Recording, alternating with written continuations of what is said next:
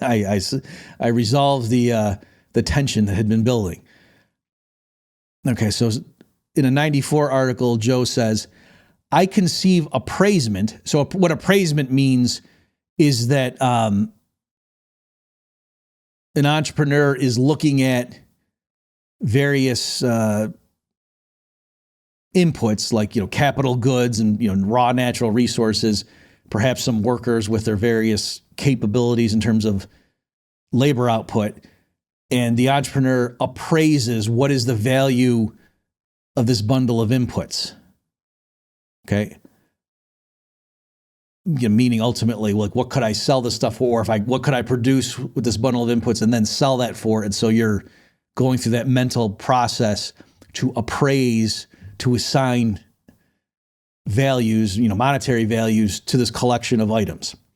And so here's what Salerno says about that. I conceive appraisement is neither knowledge nor arithmetic, but is something new under the sun, introduced into the world only when the institutional prerequisites of a market economy are fulfilled.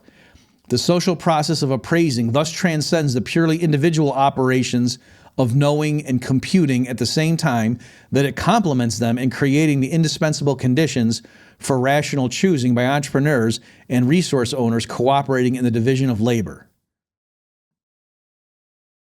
Okay, so here, let me just, because I thought this was a good analogy I had, in case you're still struggling and you're like, well, yeah, but I still don't get it, Bob.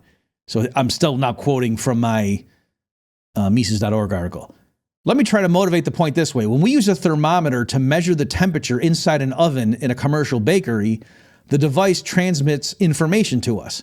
There really is an objective fact of the matter of the kinetic energy of the air molecules bouncing around inside the oven, and the thermometer is an imperfect way of translating that data to us in a form our minds can comprehend and incorporate into our decisions.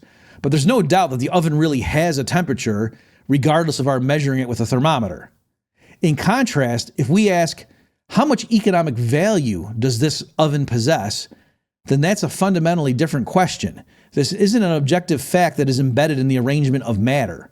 The question takes into account all of the subjective preferences of everyone on the planet Earth, as well as their expectations about the possibility of transforming matter into different forms. It is a mind-boggling question, in fact, that can be answered only by setting up a market economy and then making informed guesses as to what people would be willing to pay for that oven. Okay, so I hope that helps